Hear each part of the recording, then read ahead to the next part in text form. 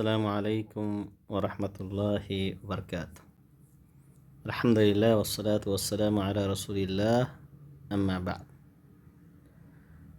آج عربی زبان کا 16واں سبق ہے، الدرس السادس عشر، 16واں سبق فی المطبخ، مطبخ کے بارے میں، کچن کے بارے میں، وہ جگہ جہاں کھانا پکایا جاتا ہے۔ طبخ یطبخ کے معنی ہوتا ہے پکانا، کھانا بنانا، اسی سے مطبخ جہاں طبخ کا کام ہو، اور ہمارے اپنی زبان کے اندر بھی یہ لفظ مستعمل ہے، اس لیے کوئی مشکل نہیں ہے۔ حل المطبخ واسع یا بکر، یہاں پر جو تنوین یا علامت ہے دو پیش کا، ایک پیش تو ایسا ہوتا ہے اور اس میں تھوڑا بڑھا دیتے ہیں تو ڈبل پیش ہو جاتا ہے، تو یہ تنوین غلط ہے، جیسا کہ ہم پڑھ چکے ہیں کہ تنوین نہیں آ سکتا منادہ پہ یا بکرو۔ تو یہ سب پروف ریڈنگ کی غلطیاں ہوتی ہیں، اور یہی وجہ ہے کہ ہر ایڈیشن میں ان کی اصلاح بھی ہوتی رہتی ہے۔ تو یہ عام سی چیز ہے پروف ریڈنگ کی غلطیاں، خاص طور سے عربی زبان کی کتابوں میں جس پہ زیر زبر یا پیش لگایا جاتا ہے، تو کافی محنت والا کام بھی ہوتا ہے اور اس طرح کی غلطیاں بھی ہوتی ہیں۔ تو حل المطبخ واسع یا بکر، اے بکر، کیا مطبخ واسع ہے یعنی کشادہ ہے۔ تو اس میں اگر دیکھا جائے تو مطبخ بھی ہماری اپنی زبان کا ہے، واسع، وسعت، یہ بھی ہماری زبان کے اندر استعمال ہے۔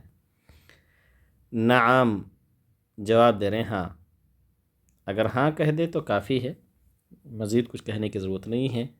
نعم آپ کہتے ہیں تو یہ کمپلیٹ جواب ہے، لیکن بسا اوقات نام کے ساتھ ساتھ ہم جواب میں کچھ اور چیزیں بھی ایڈ کرنا چاہتے ہیں، یا بسا اوقات ریپیٹ بھی کر دیتے ہیں تو کوئی حرج نہیں ہے، اور ایسا بھی نہیں کہ یہ فصاحت کے خلاف ہے۔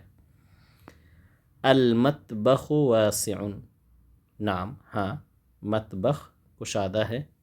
اب یہاں ایک ایکسٹرا چیز ذکر کر رہے ہیں سوال کے، وَلَهُ، اب ہا ضمیر جو اس میں لوٹ رہی ہے، چونکہ مطبخ لفظ جو ہے مذکر ہے، اس لیے ہو، اگر مؤنث لفظ ہوتا، یہ فیمیل ہوتا تو وَلَهَا جیسا کہ آگے آئے گا انشاءاللہ۔ وَلَهُ، اور اس مطبخ کا، شرفتٌ کبیرتٌ، ایک بڑی بالکنی ہے، یعنی مطبخ تو ہے یہ کشادہ، ایک بالکنی بھی مطبخ کی ہے۔ تو شرفہ کے معنی ہوتا ہے بالکنی، اونچی جگہ، گیلری کے معنی میں، کبیرہ اسی کی صفت ہے، شرفتٌ کبیرتٌ، تو شرفہ چونکہ اس میں تانیث کا ہے، مؤنث کا ہے، اس لیے کبیرتٌ لے کر کے آ گیا۔ تو اس طریقے سے آپ جملے پہ بھی غور کریں تاکہ آپ کو دھیرے دھیرے اس طرح کی ترکیبیں ذہن میں بیٹھیں اور آپ اس کو بولتے وقت استعمال کر سکیں۔ تو نعم، المطبخ واسع، مطبخ کشادہ ہے، وَلَهُ شرفتٌ کبیرہ، اور اس کی بڑی بالکنی ہے، اس کی بڑی بالکنی ہے۔ اب یہاں پھر نیا سوال، تو آپ جانتے ہی ہیں، وَهَلْ، اور کیا، ہوا، کس کے بارے میں بات ہو رہی ہے؟ مطبخ کے بارے میں۔ تو مطبخ چونکہ مذکر ورڈ ہے، اس لیے کیا لایا گیا ضمیر؟ ہوا۔ وَهَلْ ہوا، یعنی وَهَلِ الْمَطْبَخُ، اور کیا وہ یعنی مطبخ، قریب من، قریب ہے، من حجرۃ الطعام، کھانے کے کمرے سے، یعنی ڈائننگ ہال سے، جہاں بیٹھ کے کھانا کھایا جاتا ہے، کیا اس سے مطبخ قریب ہے؟ نعم، یس ہاں، ہوا قریب من حجرۃ الطعام، ہاں وہ ڈائننگ روم سے قریب ہے۔ تو یہ ایک سوال اور اس کا جواب ہو گیا۔ اب پھر نیا سوال، ماذا، کیا ہے، فی المطبخ، مطبخ میں، ماذا یہ بھی ایک کوشچن ورڈ ہے اور قرآن میں بھی استعمال ہوا ہے بکثرت۔ تو ماذا، حاذا کے معنی تو ہم نے پڑھا کہ یہ، ما کے معنی بھی ہم پڑھ چکے ہیں، کیا اسی میں یہ زا جڑا ہوا ہے، ماذا، کیا، فی المطبخ، مطبخ میں ہے۔ ماذا فی المطبخ، مطبخ میں کیا ہے، مطبخ میں یعنی کون سی چیزیں رکھی ہوں، کیا کیا ہے اس میں. یہ اس سوال کا جواب ہے. فی المطبخ کوئسچن میں تھا، سوال میں تھا ماذا فی المطبخ، تو اسٹارٹنگ جواب کا کہاں سے کیا، فی المطبخ. ثلاجۃ فریج ہے، وموقد کہربائی الیکٹرانک چولہا ہے. الیکٹرک جو ہوتا ہے یعنی جو لائٹ سے چلتا ہے وہ والا چولہا یا اسٹو یا انگیٹھی رکھی ہوئی ہے. تو وقد، یقد کو میں نے روشن کرنا، روشن ہونا، اسی سے ہے موقد. موقد کہربائی الیکٹرک چولہا ہے.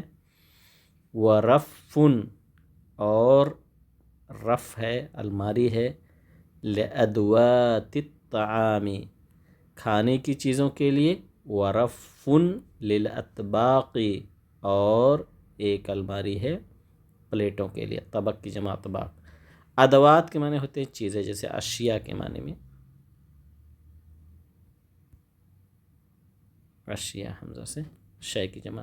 ورف لأدوات الطعام اور کھانے کی چیزوں کے لیے، یعنی جن میں کھانے کی چیزیں رکھی ہوئی ہیں، دال ہے، چاول ہے، شکر ہے، یا جو بھی چیزیں کھانے پینے کے عام طور سے کچن میں یہ چیزیں رہتی ہیں تاکہ پکاتے وقت ان کو یوز کیا جائے. تو ادوات الطعام ہے.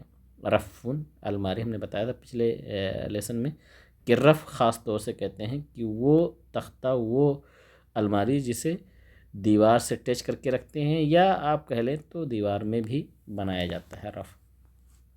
ورف للاطباق اور پلیٹوں کے لیے ایک رف ہے، ایک دیواری تختہ ہے، ایک الماری ہے.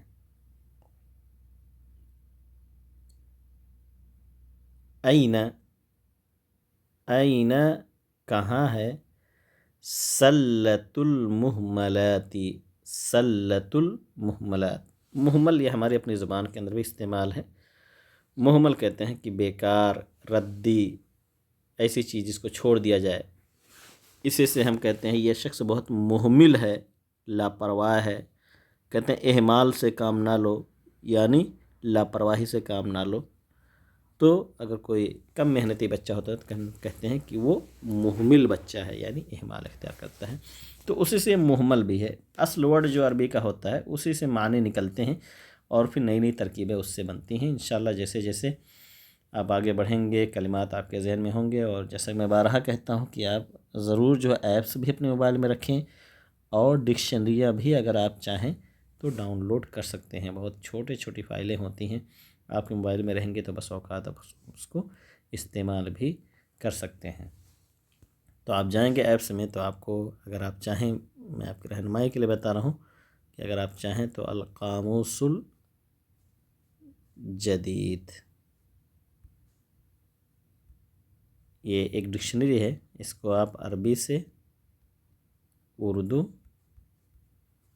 اور اردو سے عربی دونوں اگر ڈاؤن لوڈ کر لیتے ہیں تو آپ کے لیے کافی مفید رہے گی. یہاں سارے الفاظ آپ کو آسانی سے مل جائیں گے، کافی ہیلپ فل رہے گا. تو کوئی بھی زبان سیکھنے کے لیے ظاہر سی بات ہے ہمیں وسائل کو جمع کرنا ضروری ہوتا ہے تاکہ دھیرے دھیرے ہم ان سے ہیلپ لے سکیں.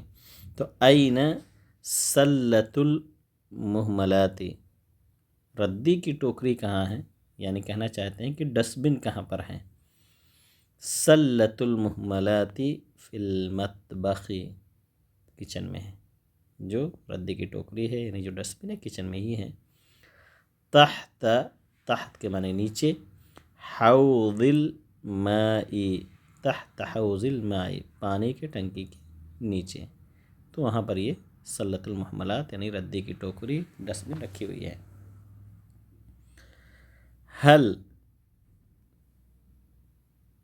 فی المطبخ باب، کیا کچن میں کوئی دروازہ ہے. الی حجرۃ الطعام، کھانے کے کمرے تک، یعنی کہنا چاہتے ہیں کہ کیا کچن سے کوئی دروازہ اٹیچ ہے ڈائننگ ہال کے لیے یا ڈائننگ روم تک جانے کے لیے. نعم، ہاں. فی المطبخ، کچن میں. بابن، ایک دروازہ ہے. الی حجرۃ الطعام، ڈائننگ روم تک. تو عام طور سے ہوتا بھی ہے تاکہ کچن سے سامان کو آسانی سے پہنچایا جا سکے ڈائننگ روم تک. اب یہاں ہے کم، کم پہلے پڑھ چکے ہیں، کم وجبتن، کم وجبتن بتایا گیا تھا وہاں پر کہ کم کی جو تمیز آتی ہے وہ مفرد ہوتی ہے، یعنی پلورل نہیں ہوگا۔ پوچھنا چاہتے ہیں کہ کتنے وجبے یعنی کتنی خوراکیں آپ لے رہے ہیں، تتناولو فی الیوم، ایک دن میں کتنے خوراک آپ لیتے ہیں۔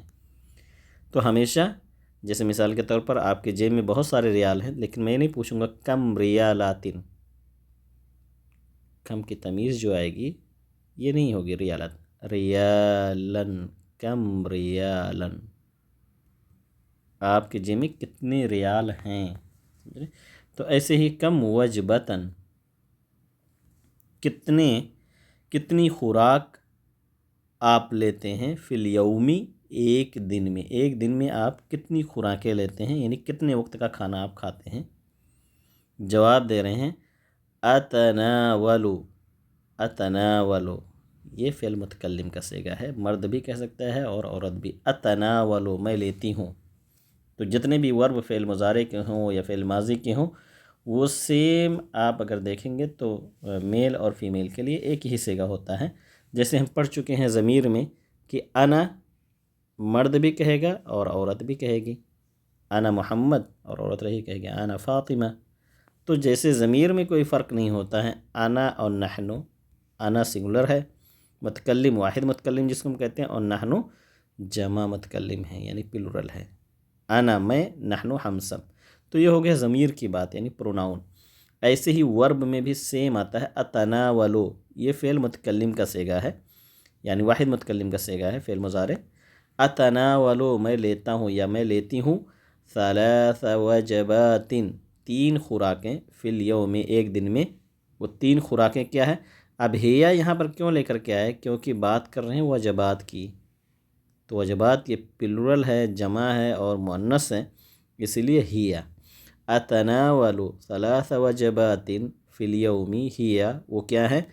وجبۃ الافطار فی الصباح، صبح میں ناشتے کی خوراک یعنی بریک فاسٹ۔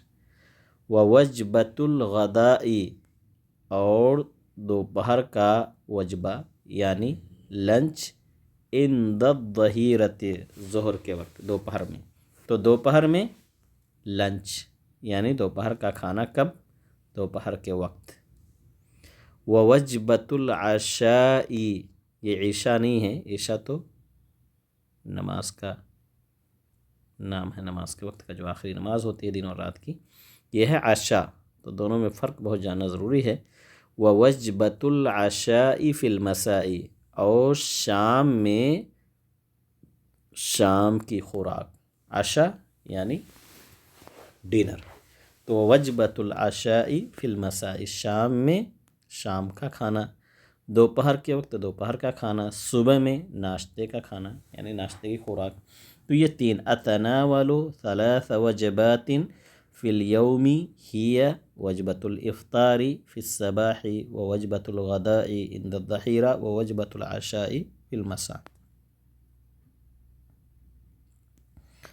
اس کے بعد یہاں انہوں نے ایک جملہ لکھا ہے اور پھر نیچے لکھ دیا حدیث شریف، یعنی حدیث شریف ہے۔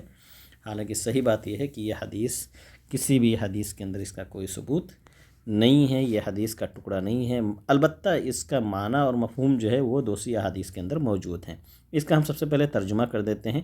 نحنو، ہم سب، قوم، ایسی قوم ہیں یعنی ہم ایسی قوم کے لوگ ہیں، لا نأکل حتی نجوع، ہم نہیں کھاتے یہاں تک کہ بھوکے ہو جائیں، یعنی جب بھوک لگ جاتی ہے تبھی کھاتے ہیں۔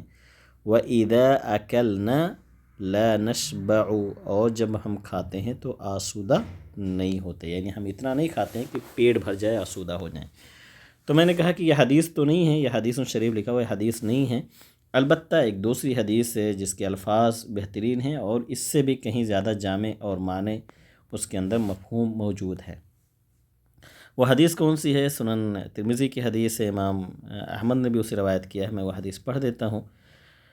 حضرت مقدام ابن معدی قریب اس کے راوی ہیں، کہتے ہیں میں نے رسول اللہ صلی اللہ علیہ وسلم کو سنا کہ ما ملأ آدمی ویاعا شرا من بطن، کہ آدمی نے پیٹ سے برا پیٹ سے بری کوئی چیز، کوئی تھیلا نہیں بھرا۔ وعاء مانے برتن ہوتا ہے، تو آدمی جو سب سے بری چیز جس کو بھرتا ہے وہ پیٹ ہے۔ بحسب ابن آدم اکلات یقیمن صلبہ، آدمی کے لیے کافی ہے کہ وہ چند لقمے لے جس سے اس کی پیٹھ سیدھی ہو جائے، یعنی آدمی کو زندہ رہنے کے لیے تھوڑا بہت کھانا ہی کافی ہے۔ ایسا نہیں ہے کہ وہ پیٹ بھر بھر کر کے کھائے گا تبھی زندہ رہے گا، اس کی پیٹھ، اس کی طاقت، اس کی قوت اسے ملتی رہے گی۔ فَإِن كَانَ لَا مَحَالَةَ، اب اگر اسے ضروری ہے، اگر وہ چند لقموں پہ اکتفا نہیں کر سکتا، چاہتا ہے کہ زیادہ ہی کھائے، تو پھر حدیث میں ہے کہ فَثُلُثٌ لِطَعَامِهِ، 1/3 اس کا کھانا ہونا چاہیے، اس کے کھانے کے لیے ہے پیٹ، وَثُلُثٌ لِشَرَابِهِ، اور 1/3 1/3 اس کے پینے کے لیے ہے، وَثُلُثٌ لِنَفَسِهِ، اور 1/3 اس کے سانس لینے کے لیے۔ یعنی اگر آدمی زیادہ ہی کھانا چاہتا ہے تو اس کی آخری لمٹ کتنی ہونی چاہیے؟ 1/3 آدمی کھائے، 1/3 پیے، اور 1/3 خالی ہی چھوڑ دے تاکہ سانس لینے میں آسانی رہے۔ تو یہ بہت ہی حدیث، جامع حدیث، اگر اس پر عمل کریں تو شاید ہم بہت ساری بیماریوں سے محفوظ رکھ سکتے ہیں، اور یہی اسلامی طریقہ بھی ہے۔ اور ایسے بھی کہا جاتا ہے کہ پیٹ جو ہے یہ بیماریوں کی جگہ ہے، جو ہم کھاتے ہیں اسی کا ریئیکشن اگر کہہ لیں تو پوری باڈی پہ پڑتا ہے، اسی سے ہمیں قوت بھی، انرجی بھی ملتی ہے۔ اور اگر ہم ہمیشہ کھاتے رہیں گے، پیٹ ہمیشہ بھرا رہے گا، تو ظاہر سی بات ہے پھر بیماریوں کا پیدا ہونا فطری چیز ہے۔ تو یہ حدیث نہیں، لیکن اس مفہوم کی احادیث موجود ہے۔ ایک حدیث میں نے آپ کو سنائی، سب سے جامع حدیث، تو ہمیں اس پر عمل کرنے کی بھی ضرورت ہے۔ اس کے بعد آئیے دیکھ لیتے ہیں الکلمات الجدیدہ، یہ ایک طریقے سے ریپیٹنگ ہوتی ہے، نئے ورڈ جو ہوتے ہیں درس کے اندر۔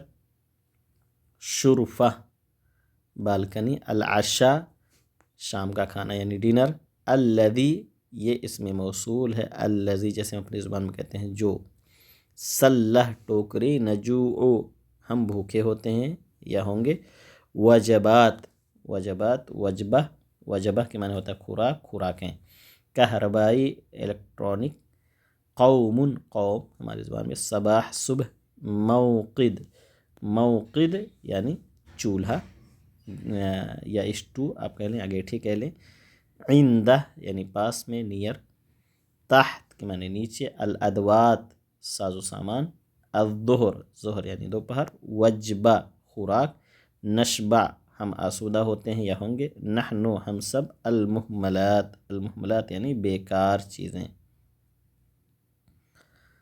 اس کے بعد حتی، حتی یعنی یہاں تک، حتی ہمارے اپنے زبان جیسے ہم کہتے ہیں یہاں تک، جو آخری لمٹ ہو، الغدا یعنی لنچ، اذا جب، الافطار ناشتہ، بریک فاسٹ، حوض، حوض کے معنی ہوتا ہے ٹنکی، پانی کی جگہ جس میں بھر کر کے رکھا جائے، اللتی، یہ اسی الذی کی طرح اسم موصول ہے، الذی مذکر کے لیے اور اللتی مؤنث کے لیے۔ یہ ساری چیزیں آگے آئیں گے انشاءاللہ اسماء موصولہ جب پڑھیں گے۔ المسا، شام، ما کے معنی کیا۔ اس کے بعد ہم یہاں دیکھ لیتے ہیں، شین کو انہوں نے دکھایا ہے، شین زبر کے ساتھ، شین زیر کے ساتھ، اور شین پیش کے ساتھ۔ تو آج ہم نے یہ ورڈ پڑھا شرفہ، اسی کے مناسبت سے انہوں نے لایا۔ شعر کے معنی ہوتا ہے بال، شبل کے معنی ہوتا ہے شیر کا بچہ، آپ کے ایگزام میں بھی آیا تھا، اور شرفہ کے معنی بالکنی، شا، شی، شو۔ اس کے بعد آخری چیز ہے آج کے درس میں، طبق، پلیٹ۔ اب یہ دکھانا چاہتے ہیں تو کی شکل کیسے بدلتی رہتی ہے الفاظ میں۔ طبق محطہ، اسٹیشن، قط بلی، مشرط، مشرط یعنی وہ چاقو جو ڈاکٹر اپنے عمل میں خاص طور سے آپریشن میں استعمال کرتا ہے، تو دھاری دار چاقو کہا جائے، خاص طور سے جو ڈاکٹر استعمال کرتا ہے۔ یہیں تک اکتفا کرتے ہیں، اللہ تعالیٰ سے دعا کریں کہ اللہ رب العالمین ہم سب کو عربی زبان مکمل طور سے دلچسپی اور دلجمعی کے ساتھ سیکھنے کی توفیق دے، اور اس سے ہم سب کو استفادے کی بھی توفیق عطا فرمائے۔ السلام علیکم ورحمۃ اللہ وبرکاتہ۔